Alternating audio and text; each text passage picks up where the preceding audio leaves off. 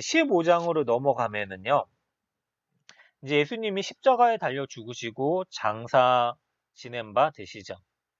마지막에 이런 말씀을 하시죠. 예수께서 큰 소리를 지르시고 숨지시니까 성소의 장이 위로부터 아래까지 찢어져 둘이 되니라. 이게 의미가 있는 거죠. 이따가 좀 살펴보도록 할게요. 또 이 그림은요, 페테르 파울 루벤스라는 사람이 그린 두 강도 사이의 십자가 위의 그리스도. 참 희한하게도요, 예수를 강도 잡는 것처럼 죄가 없으신 분을 몽둥이를 어, 그렇죠. 들고서 검과 뭉치를 들고 왔잖아요. 예수님 마지막에 강도와 같이 달려 죽으세요. 그렇죠. 창으로 찔림을 당하시고 여기는 유대인의 왕 예수라는 게 쓰여 있겠죠. 뭐 지금 보면은 이런 천으로 가려져 있는데 당시에 이제 십자가 형벌은 이 천까지도 없다라고 얘기를 하죠. 예수님이 이제 뭐 옷을 입고 계시지 않죠. 모든 수치 가운데 매달려 계신 거고요. 머리에 가시관을 쓰셨죠. 그러니까 사람들이 조롱할 때 썼던 관인데 이 가시관을 씌우시고 자꾸 치면 어떻게 될까요? 찌르면서 피가 나겠죠. 물과 피를 다 쏟으십니다. 십자가 형벌이 얼마나 끔찍한 거냐면요. 이게 여기에 발에 못이 박혀 있잖아요. 손에 못이 박혀 있어요. 이게 어떻게 되냐면 나중에는 사람이 처음에는 힘으로 버팁니다. 발로 서 있죠. 아파도 서 있습니다. 근데 이게 계속되면은 몸이 축 처져요. 그리고 탈진을 하게 되죠. 그럼 모든 근육들과 장기들이요. 내려앉습니다. 내려앉게 되면 어떻게 되면 호흡을 할 수가 없어요. 그러니까 스스로 폐를 다 짓눌러 버리는 거예요. 자가 호흡을 할 수 없어서 그렇게 고통 가운데 막 수시간에서 길게는 수일까지 고통당하다가 결국엔 숨이 끊어져 죽는 거죠. 근데 이 강도들이 예수님한테 소리를 지르잖아요, 마지막에. 네가 예수면은 너를 구원해 봐라라. 우리를 구원해 봐라라고 하는 거는 이 강도들도 끔찍히 매달려 있는 거예요. 그러니까 온 힘을 다해서 예수를 저주하는 거예요. 그러니까 죽을 힘을 다해서 왜냐하면 말할 수 있는 힘도 없는 상태에서 매달려 있는 상태에서 말하는 게 뭐냐면은 예수를 저주하면서 얘기를 하는데 한 강도는 그렇죠. 그러지 말아라. 이 예수는 우리와 다른 사람이다라고 항변하죠. 어쨌든 이게 별거 아닌 것 같지만 그냥 대화 같지만 매달려 있는 상태에서 이렇게 얘기를 한다라는 거는 말도 안 되는 거예요. 그런데 이게 우리의 모습이에요. 십자가를 바라보고 있는 우리의 모습. 십자가를 보면서요. 우리는 절망 가운데 십자가를 보잖아요. 그런데 어떤 사람들은 온 힘을 다해서 하나님을 저주해요. 절망 가운데 나타나는 사람들의 모습이죠. 자기에 있는 모든 것을 다해서 하나님을 저주하죠. 그러나 어떤 사람은요. 하나님만이 소망임을 이야기를 합니다. 하나님은 다르시다. 하나님만이 소망이다. 나를 구원해달라라고 하는 말을 하죠. 온 힘을 다해서요. 결국 그렇죠. 절망 가운데 온 힘을 다해서 하나님을 부르짖을 수 있는 하나님의 소망을 부르짖을 수 있는 사람은 구원받죠. 오늘 네가 나와 함께 낙원에 있으리라 라고 하는 말씀을 주시잖아요. 예수님께서. 그러니까 단순히 그 사람들이요. 그냥 말 한마디에 그냥 마지막에 구원받은 게 아니에요. 그 사람으로서는 모든 죄를 뉘우치고 온 힘을 다해서 구원을 찾은 거예요. 그거는 대단한 거죠. 숭고한 겁니다. 자, 내용들을 좀 살펴보고 교환을 좀 보도록 할게요. 자, 15장이 넘어가면은요. 새벽입니다. 그러니까 새벽에 대제사장들의 장로와 서기관들과 온 공회와 더불어 의논하고 예수를 결박하여 끌고 빌라도에게 넘겨줘요. 그러니까 새벽 6시경에 예수님께서 넘겨주신 거예요. 그런데 짚고 넘어가야 될 상황이 있는데요. 이 사람들이 새벽에 이런 식으로 재판을 진행하면 안 됩니다. 이거 불법입니다. 왜냐하면 유대인들의 문헌을 보면은요. 이 재판은 정해진 시간이 있고요. 그리고 정해진 장소가 있어요. 이 사람들이 이렇게 모였다라는 것 자체가 불법이고요. 그러니까 뭔가 쫓기는 것처럼 왜냐하면 사람들의 시선을 의식해서요. 예수를 몰래 빌라도에게 넘겨주는 거예요. 근데 이 빌라도가 어떤 사람이냐면 로마로부터 유대를 통치하라고 보낸 총독이에요. 그러니까 로마의 대리 통치자죠. 그래서 빌라도에게 있어서는요, 이 유대 지역을 관할하는 관할 지역이 안정되게 통치가 되어야 돼요. 근데 빌라도가 이전에 어떠한 일들을 했었냐면은 유대라는 지역에 대한 그 문화적인 배경을 이해하지 못하고요. 이상한 일들을 실수를 많이 저질렀었어요. 뭐냐면은, 뭐, 이 로마 황제의 깃발을 이 예루살렘 성 안에 세워놓고요. 멀리 이제 우상숭배하는 것처럼 펼쳐놓은 거예요. 그래서 사람들이 그 깃발을 좀 치워달라고 얘기를 했는데 빌라도가 듣지 않아요. 그리고 군대로 제압을 하려고 해요. 그랬더니 이 유대인들이 어떻게 한 거랬냐면은 목을 내걸고 우리를 다 죽여도 우리는 저 깃발 보고서 숭배하거나 그런 거 못하니까 우리 눈에 한마디로 흙이 들어오지 않는 이상 저 깃발 저기다 못 건다라고 대항을 한 거죠. 그러니까 유대인들이 다 죽으면 죽이라고 나오니까 빌라도가 한 걸음 물러납니다. 근데 거기서 그치지 않고요. 막 뭐 돈이 필요할 때, 그러니까 여러 가지 뭐 로마의 시설들을 건설하거나 할 때 이제 예루살렘 성전에 있었던, 그러니까 고르반이라고 해서 들여졌었던 그러한 물질들을 뭐죠? 빌라도가 갖다 쓰기도 했고요. 그래서 이 유대인들이 항의를 하기도 했고요. 여러 가지 그러한 유대인들과 부딪히는 일들이 많이 있었던 거죠. 총독이잖아요.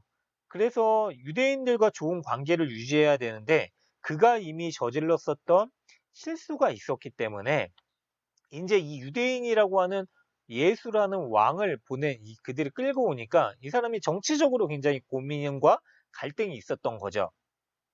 그러니까 빌라도가 묻는 거예요. 네가 유대인의 왕이냐? 근데 이 묻는 유대인의 왕이라는 말이 뭐냐면 너가 로마의 지배하에 관할 지역 가운데 있는 유대 지역에 세운 왕이 따로 있는데 너가 그 왕을 인정하지 않고 네가 왕이 된다라고 이야기를 하는 거냐?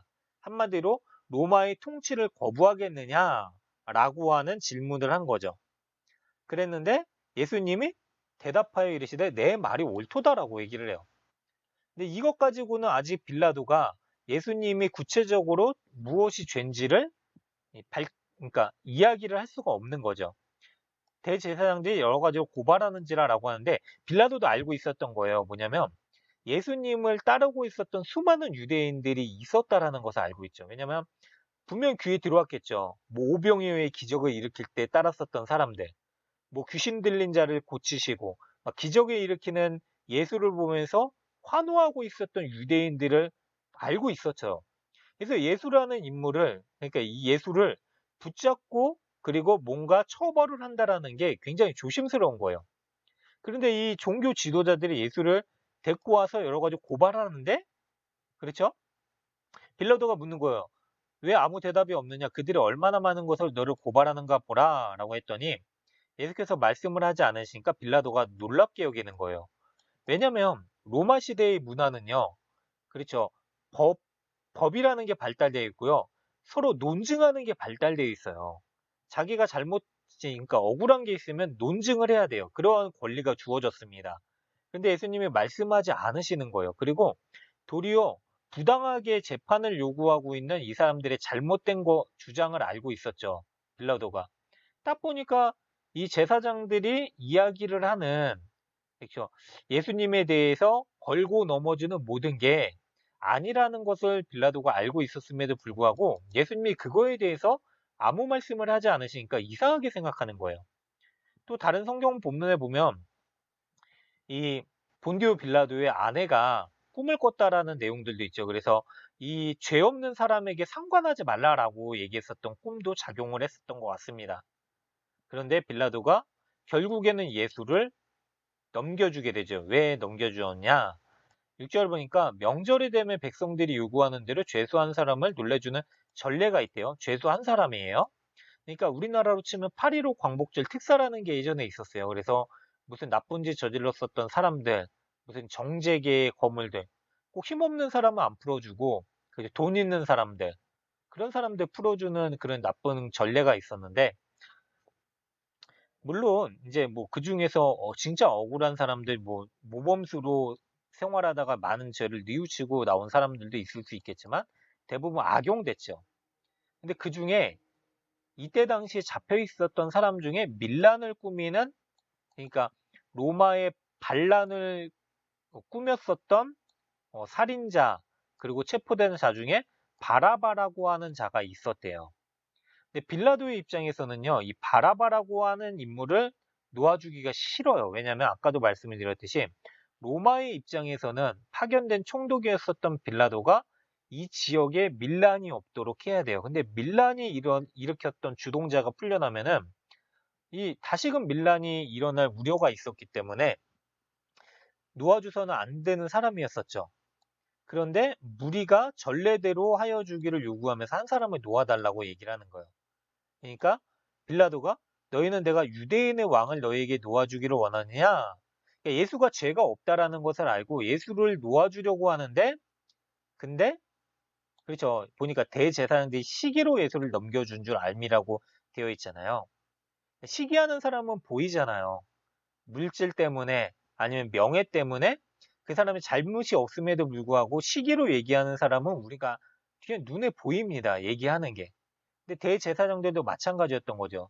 자기들의 종교적인 욕심, 그동안 성전을 자기 마음대로 주무르고 있었던, 그렇죠. 주인됨을 행사하고 있었는데 진짜 주인이 예수가 오니까 그것을 뺏기게 되니까 시기하고 있었던 거죠. 그런데 이 사람들이, 제사장들이 어떻게 하냐면 무리를 충동했고 도리어 바라바를 놓아달라고 해요. 그러니까 빌라도가 예수를 놓아주고 싶은데 바라다를 놓아주고 싶지 않고, 그럼 너희 유대왕이라 하는 일을 내가 어떻게 하랴 그랬더니 이 선동된 자들이에요. 모든 사람들, 유대인들이 그랬던 게 아니라 대제사장들과 함께 있었던 무리들, 그러니까 대제사장들이 아마 충동질을 했겠죠. 미리 암묵적으로, 그러니까 시켰을 거예요. 지시를 내려서 충동을 시키는 거예요. 예수를 죽여라, 예수를 죽여라. 근데 그 충동에 사람들이 넘어가죠. 다시 소리를 지르면서 십자가에 못 박게 하소서라고 하니까 빌라도가 놀라는 거예요. 아니, 예수가 십자가에 달릴 만한 악한 일을 하지 않았는데 이 계속해서 이 무리들이 동요되어서 소리 지르는 것을 보니까 십자가에 못 박아 죽게 하소서라고 하니까 다시 밀란이 일어날 것을 두려워해서 무리에게 만족을 주고자 뭐냐면 바라바를 놓아주고 예수를 채찍질하고 십자가에 못 박히게 넘겨주니라 라고 되어 있어요. 나중에 빌라도가 세숫대야에다가 손을 씻은 내용들이 나와요. 다른 보면은 예수를 죽인 건 나랑 상관없다라고 하면서요. 나랑 관련 없다라고 뭐 자기의 무죄를 뭐 이렇게 증명하는 것 같지만은요. 분명한 거는요. 그렇죠. 무엇이 옳고 그른지를 알면서도요. 우리가 그 옳고 그른 것을 분명하게 이야기하는 자리를 회피하면 그것 또한 죄입니다. 선은요, 적극적으로 행해야 돼요. 그렇죠. 하나님의 의는요, 적극적으로 세상에 드러내야 됩니다. 우리가 가장 하고 있지 못한 일들 중에 하나죠. 빌라도가 그걸 보여주죠. 우리와 같은 거예요. 뭐냐면은 하나님께서 우리에게 분명히 무엇이 의인지 선인지를 알려주셨어요. 근데 우리가 그것을 적극적으로 행하지 못하면은요, 그거 죄입니다. 근데 우리는 어떤 거에서 만족을 누리냐면은요, 하나님의 말씀을 아는 정도, 구원을 받은 자녀로서 예배하는 정도로요, 하나님이 우리에게 원하시는 뜻이 모든 게 다 우리가 만족할 만큼 이루고 있다라고 착각을 하고 살고 있죠. 하나님이 우리에게 주신 말씀 가운데 우리가 지켜야 되는 성과 의는 그 정도가 아니죠. 빌라도 보세요. 자기의 뭐 죄 없음을 뭐 이렇게 이야기하는 정도로 끝내려고 하죠. 그런데 그것 자체가 죄죠. 본디오 빌라도가 얼마나 불행한 사람이 됐습니까? 우리가 매일같이 뭐 주기도문을 통해서 얘기하잖아요. 이 사람이 잘못된 점. 그렇죠. 예수를 시험한 본디오 빌라도에 대해서 이야기를 할 정도로 이 사람은 결국 중요한 순간에 사람에게 만족을 주고자 예수를 넘겨주죠. 무리들은 어떨까요? 예수를 따르던 사람이었어요. 처음에 빌라도는요, 예수를 십자가에 달아 죽이면은 무리들이 그렇죠. 밀란이 일어날까 두려워해서 끝까지 바라바라는 이 뭐죠? 어, 나라를 전복시키려고 했었던 이 강도를 죽이려고 합니다. 그러니까 내어주지 않으려고 해요.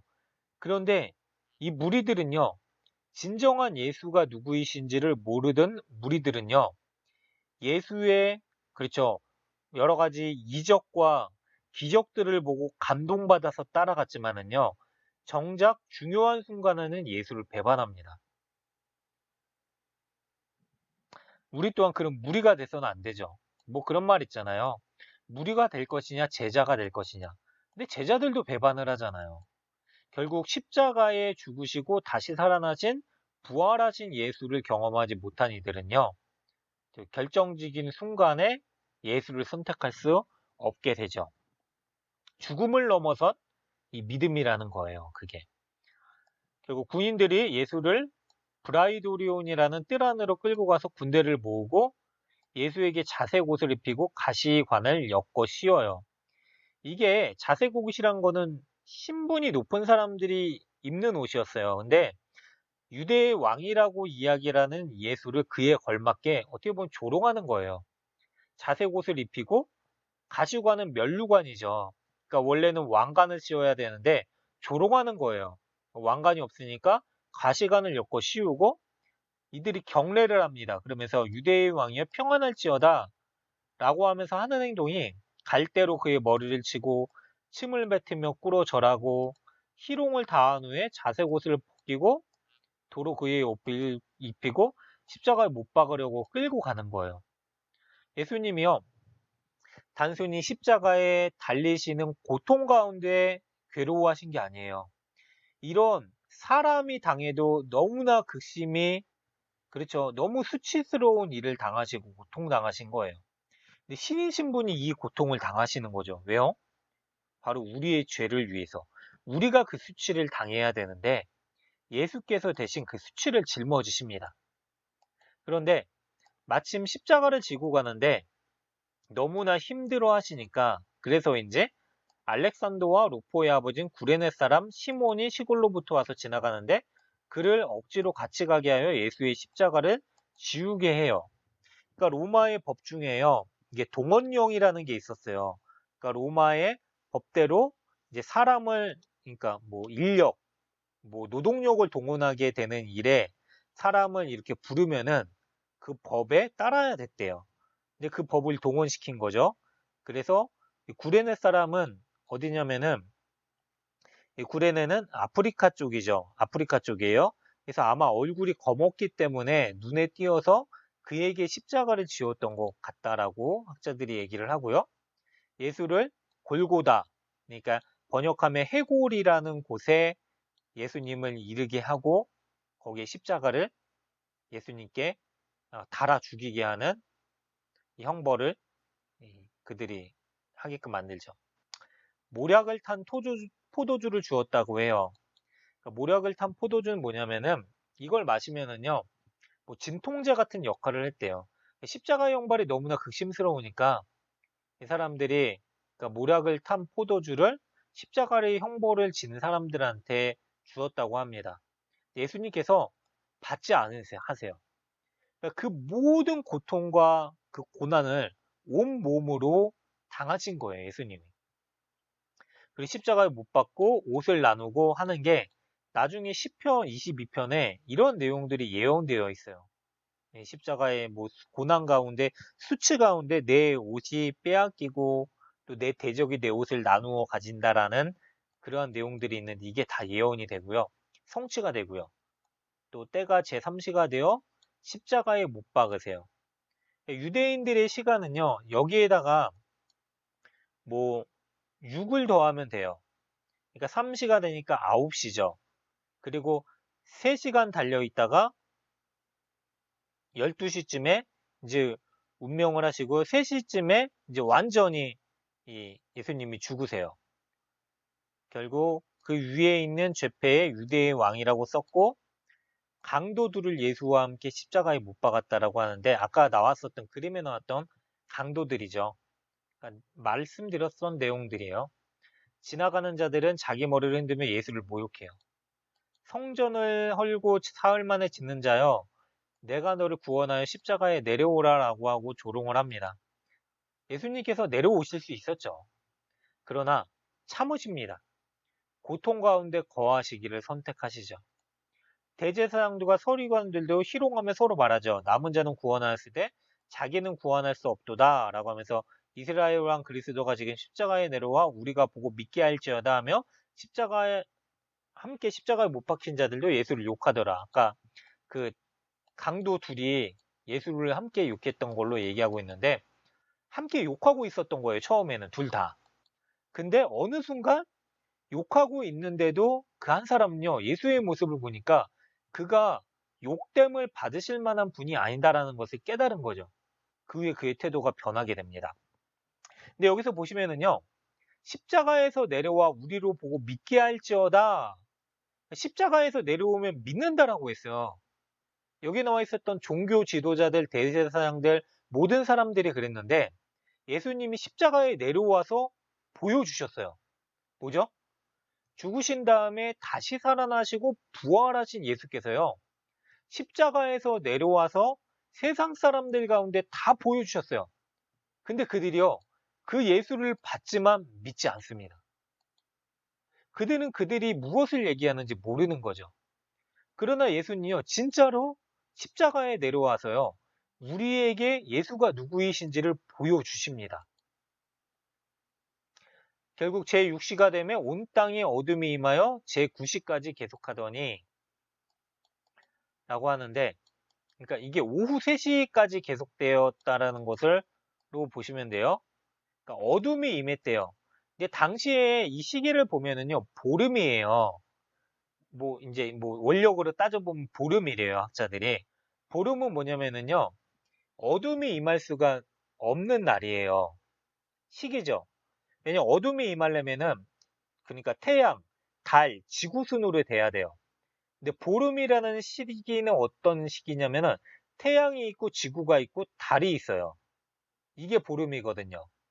그런데 이 어둠이 임하려면은 그러니까 달이 태양을 가려야 되는데 그런 일이 있을 수 없는데 그러나 하나님이신 예수께서 빛의 창조자이신 예수께서 죽으심으로 이 땅 가운데 잠시 어둠이 온 땅 가운데 임하게 되죠. 그때 예수께서 크게 소리를 지르시면서 말씀하세요.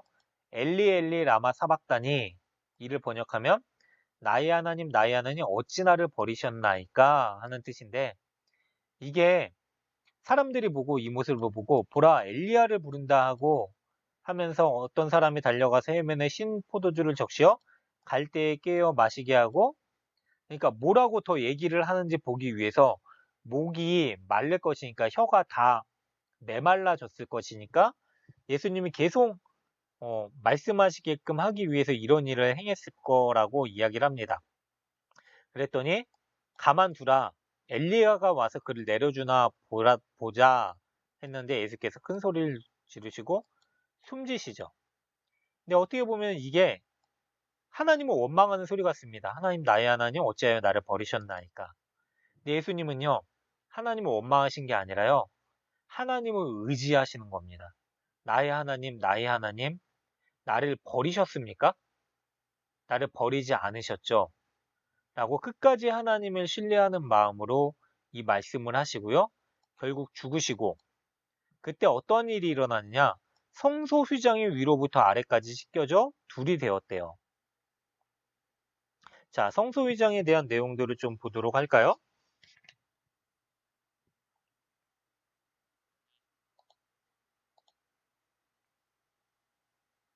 자, 보면은요. 이게 이제 성막이에요. 성막이 있는데요.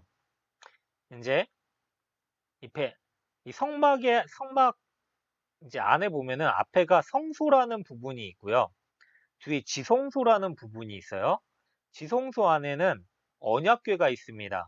하나님께서 모세에게 주신 그 율법과 아론의 쌍난 지팡이와 그리고 만나가 들어있는 항아리가 들어있는 언약궤가 있고요. 그 위에 이제 그림에 나와 있지 않지만 그룹 천사들이 날개를 펴고 감싸고 있는 모습이 있고, 그리고 속죄소라는 곳이 있어요. 그 위에. 그래서 대제사장이 1년에 한 번 들어갈 수 있어요.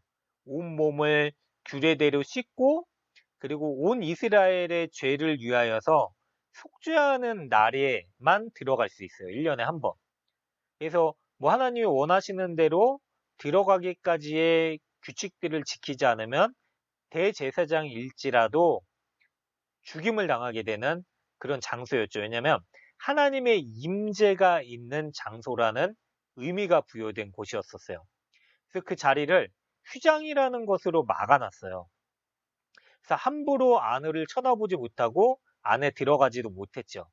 그런데 예수님이 죽으시고 나서요, 이 성소의 휘장이 둘로 쪼개집니다. 요세푸스라는 유대 학자에 의하면은 이 성소의 휘장, 성소를 가리고 있는 휘장에 하늘의 그림이 그려져 있었대요. 그러니까 그 말을 또 의미적으로 해석하자면 뭐냐면 하늘이 갈라진 거예요. 그러니까 사람으로서는 이 지성소라는 이 누구죠? 구별된 곳에 아무도 들어갈 수 없었습니다. 들어가게 되면 죽는 거죠. 그러니까 한마디로 죽어서야 들어갈 수 있는 장소라는 곳이에요. 그런데 그 장소에 예수님께서 우리를 대신하여 죽으심으로 그 몸이 찢겨지심으로 인하여서 하늘의 은혜 가운데 들어갈 수 있는 길이 열린 거예요. 그게 뭐죠? 예수의 죽음을 믿고 부활하심을 믿고 살아가는 이들에게 하나님께로 나아갈 수 있는 길이 열린 거죠. 이거는 대단한 권세입니다. 능력이죠. 어떻게 보면 우리가 절대로 가질 수 없는 특권입니다. 그런데 보세요. 이 길이 예수로 인하여서 열린 거예요. 다른 장애물이 없습니다. 그러나 아직까지도 어떤 종교에서는 카톨릭이죠. 하나님께로 나아가는 길 중간에 사람을 세웠죠. 누구죠? 사제들, 신부들, 뭐 교황들이죠. 그러나 하나님께서는 예수의 이름으로 우리 모든 자들이 제사장이 되어서 하나님 앞에 들어갈 수 있는 은혜를 주셨다라고 말씀을 하시고요.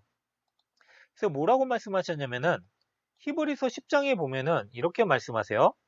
뭐냐면 그러므로 형제들아 우리가 예수의 피를 힘입어 성소에 들어갈 담력을 얻었나니 그 길은 우리를 위하여 휘장 가운데로 열어놓으신 새로운 살 길이요 휘장은 곧 그의 육체니라 라고 얘기를 하죠. 그러니까 이건 대단한 담력인 거예요. 지성소 안으로 들어간다라는 거는 목숨을 내어 걸고 들어갈 수 있는 유일한 장소인데 예수께서 그의 육체를 찢으심으로 우리가 누구든지 들어갈 수 있는 은혜를 주신 거라고 이야기를 하는 거죠. 여기 보니까 그리스도께서도 단번에 죄를 위하여 죽으사 의인으로서 불의한 자를 대신하셨으니 이는 우리를 하나님 앞으로 인도하려 하심이라 라고 말씀을 하시고요.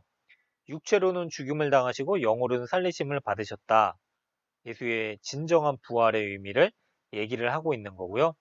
보좌 앞에 담대히 나갈 수 있는 돕는 은혜를 예수께서 주셨음을 얘기를 하고 있는 거죠. 그러니까 휘장은 아무 때나 들어갈 수 없는 곳임을 가린 곳이에요. 그렇죠. 하나님께서 흠이 있거나 무슨 뭐 대제사장들에게만 1년에 한 번 겨우 들어갈 수 있는 길을 허락하셨는데 예수로 인하여서 담대히 하나님 앞에 나아갈 수 있는 길이 열린 거죠. 어쨌거나 그렇고요. 다시 말씀 우리가 뒷부분을 보면은요. 자, 그런데 예수를 향하여 있었던 백부장이 예수의 죽으심을 보고 이 사람이 진실로 하나님의 아들이었도다 라고 얘기를 해요. 이 백부장이 그러니까 하나님의 아들임을 고백한 존재가 몇 안 돼요. 하늘에서 하나님의 음성이 들려서 하나님께서 직접 아들이라고 얘기하시고 귀신들이 예수님이 하나님의 아들이신 것을 알았죠. 그 외에는 베드로가 한번 고백을 하죠. 성령의 감동으로 고백을 하는 것 외에는 사람으로서 하나님의 아들이심을 고백하는 자가 없죠. 근데 로마의 백부장이에요. 로마의 백부장은 그렇죠. 로마의 황제의 아들이 신의 아들이다라는 것을 고백하고 믿고 살아갔었던 사람이요. 이 예수가 진정한 하나님의 아들임을 고백하게 되는 순간이 오게 되는 거죠. 뭘 봤을까요? 십자가에 달려 죽으시는 그 예수.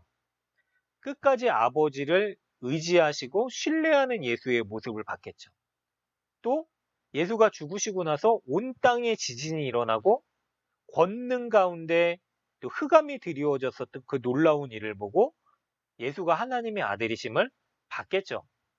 어쨌거나 모든 것들을 보고요. 이 백부장은 예수가 하나님의 아들이심을 보고 믿게 되죠. 그러니까 예수님께서 그 말씀을 하시잖아요. 도마한테 보지 않고 믿는 자는 복되다라고 얘기하시는데요. 이 사람들, 당시의 모든 사람들은 보고도 믿지 못했던 사람들이에요.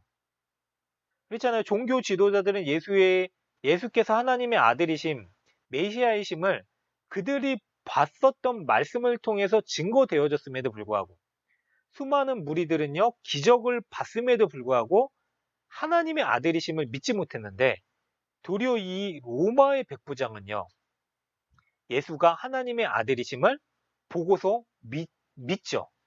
놀라운 믿음이죠. 또 멀리서 바라보는 여자들, 막달라 마리아와 작은 야고보와 어머니 마리아와 살로메. 그러니까 남은 자들은요, 가장 연약했었던 여인들이 끝까지 예수의 곁을 지킵니다. 이들이 예수께서 갈릴리에 계실 때 섬기던 자들, 제자들은 다 도망갔잖아요. 그런데 가장 연약했었던 이 여인들, 그 외에 예수와 함께 예루살렘에 올라온 여자들도 많이 있었다라고 얘기하면서요. 약자이고 권리가 없었고 존중받지 못했었던 이들이 끝까지 예수와 함께하고 있음을 하나님이 보여주시죠. 의도적인 거예요. 예수를 믿는 이들은요. 권리가 없어도 그리고 소외당하고 억압당하던 이들이었을지라도 예수를 붙듭니다. 그게 예수를 믿게 하는 믿음이에요. 심령이 가난한 자들, 그들이 남게 되죠. 그리고 이날은 준비일 후 안식일 전날이므로 저물었을 때에 아리마대 요셉이라고 하는 사람이 와서 당돌이 빌라도에게 들어가서 예수의 시체를 달라고 해요. 근데 이 사람이 누구냐면 공회원이래요. 공회원은 누구냐면 당시에 종교 지도자들인 거예요. 종교 지도자들 중에 이제 공회가 있었는데 그 공회 가운데 한 명이었어요. 공회원이었죠. 근데 그가 예수의 시체를 달라고 해요. 그랬더니 이 사람이 하나님의 나라를 기다리는 자였는데 빌라도가 백부장을 불러서 예수가 죽은 지 오래냐고 확인을 한 후에 예수를 넘겨줘요. 요셉에게. 근데 이 사람은 부자였던 것 같아요. 세마포를 사서 예수를 데려다가 싸서 자기가 준비했었던 이미 바위 속에 판 무덤에 두고 예수를 두고 돌을 굴려서 무덤 문에 놓고요. 막달라 마리아와 요셉의 어머니 마리아가 예수가 둔 곳을 보는 거예요. 끝까지 예수가 죽으심을 보고 그리고 지키고 있었던 이들은 약자였었던 여인들이었고요. 결국엔 예수님은 그렇게 무덤 가운데 눕혀지게 되십니다. 예수께서 죽으셨다라는 거죠. 자, 교환의 내용들을 잠깐 보면은요. 빌라도는 예수님의 무죄를 알고 있었지만 그렇죠. 스스로 인정했어요. 나는 그에게서 아무 죄도 찾지 못하였노라 라고 했는데 무리들은요. 소리를 질러요. 놓아줘라. 당신이 만약에 요한복에 보니까 이 사람을 놓으면은 로마의 충신이 아니다라고 얘기를 하는 거예요. 반역하는 거다. 말이 안 되죠. 예수를 놓아달라고 얘기해야 되는 사람들이 기적을 경험했던 사람들이 예수를 죽이라고 얘기하고 있는 거예요. 그러니까 이게 예수를 따르는 사람들의 열심이 그러니까 한 끗 차이라고 얘기할 수 있어요. 속된 말로. 뭐냐면 열심히 충만한 사람들이 예수를 도리어 배반하는 일들을 합니다. 참 믿음이라는 게 신앙이라는 게 아이러니예요. 그런데 이게 잘못된 신앙을 가지고 있었기 때문에 그래요. 사람들은 저마다 예수를 믿는 이유가 뭐냐면요. 자기의 기대를 만족시키기 위해서 예수를 믿어요. 근데 신앙의 이유가 그게 되잖아요. 자기의 기대가 무너지게 되면 예수를 배반합니다. 그리고 예수를 더욱더 힘써 어떻게 하죠? 배반하는 일들을 해요. 자기의 기대를 충족시키지 못하는 그 기대 심리를 무너뜨린 그 뭐라 그러죠? 이 마음의 무너짐, 뭐 이제 그 배반감, 그것 때문에요. 하나님을 더욱더 어떻게 대적하는 일들을 하는 거예요. 그게 무리들입니다. 그래서 진정한 믿음은요, 우리의 기대를 채우기 위한 믿음이 돼서는 안 돼요. 하나님께서 이미 우리에게 얼마나 많은 것들을 주셨는지를 보고 그 은혜를 따라 믿는 게 진정한 믿음의 이유가 되어야 되는 거죠. 모자란 것들을 채우기 위한 이유가 신앙이 돼서는 안 된다라는 것입니다. 자, 예수님은 대속적으로 죽으시죠. 법 없는 자들의 손을 빌려서 못 박아 죽으신 하나님께서 정하신 뜻에 따라 죽으시고요. 결국 우리의 죄가 해결되어 1500년 동안 막혀있던 성소의 휘장이 찢어지죠. 성소에 들어갈 수 없었던 이유는요. 죄 때문에 가려워진 거예요. 태초에 에덴에서 하나님과 함께 있었던 사람이요. 죄 때문에 하나님으로부터 단절된 거예요. 그런데 그걸 예수님께서 단번에 해결하시죠. 그리고 하나님의 아들 그리스도임이 입증되세요. 부활하신 능력을 통해서 진정한 그리스도이심을 나타내시고요. 그렇죠. 피 흘림을 통해서 이러한 구원이 가능해지게 됐고요. 그래서 믿는 자의 고백은 이거예요. 내가 너희 중에서 예수 그리스도와 함께 그가 십자가에 못 박히신 것 외에는 아무것도 알지 아니하기로 작정하였습니다. 그러나 내게는 우리 주 그리스도 예수 그리스도의 십자가 외에는 결코 자랑할 것이 없으니 그리스도로 말미암아 세상이 나를 대하여 십자가에 못 박히고 내가 또한 세상을 대하여 그러하니라. 십자가 없는 믿음은 있을 수 없습니다. 그러나 십자가 끝이 아니죠. 뭐냐면 십자가 후에 부활이 있습니다. 그래서 그리스도인은요, 십자가를 바라보는 그 구원의 은혜에 감격하는 눈물을 흘리지만은요, 결국에 우리가 어떻게 눈물을 흘리냐면요, 부활의 기쁨을 보면서 눈물을 흘려요. 이게 이어져야 됩니다. 그러니까 십자가의 이 모습만 보고 슬픔 가운데만 신앙생활을 하는 게 아니다라는 거죠. 방금 전에 다뤘었던 내용들이고요. 자, 아리마대 요셉, 부자요, 공회원, 제자, 하나님 나라를 기다리는 자라고 성경에서 증거되어 있고요. 결국에는 이사야에서 나왔었던 예언도 성취돼요. 그의 무덤에 악인들과 함께 있었으며 그가 죽은 후에 부자와 함께 있었다. 라고 하면서 아리마대 요셉을 예고했었던 것 같아요. 결국 예수님은요, 우리 때문에 십자가에 달려 죽으시고 장사 지낸 바 되십니다. 그렇죠. 십자가의 죽음이 의미하는 바가 큽니다. 그러나 우리의 믿음은 십자가에서 머물러서는 안 됩니다. 뭐냐면 그러니까 15장 이후에 있는 부활의 믿음까지 나아가야 돼요. 부활의 기쁨이 있어야 된다라는 말씀입니다. 그래서요, 기독교는요, 눈물의 종교이긴 하지만 눈물 가운데 좌절하고 낙담하고 슬퍼하는 것으로 끝나는 종교가 아닙니다. 우리에게 예고된 기쁨이 있어요. 그게 다음 장에서 나오게 되고요. 자, 오늘 다들 긴 시간 또 수고하셨는데요. 이제 마지막 우리에게 참된 기쁨이 무엇인지를 얘기하는 그 부활을 또 다음 시간에 기대하시면서요. 또 오늘 하루 수고하셨고요. 또 삶 가운데서 또 우리의 십자가를 묵상하시고 또 부활을 기대하는 마음으로 또 살아가시는 여러분들이 되시기를 바랍니다. 오늘 하루도 수고하셨습니다.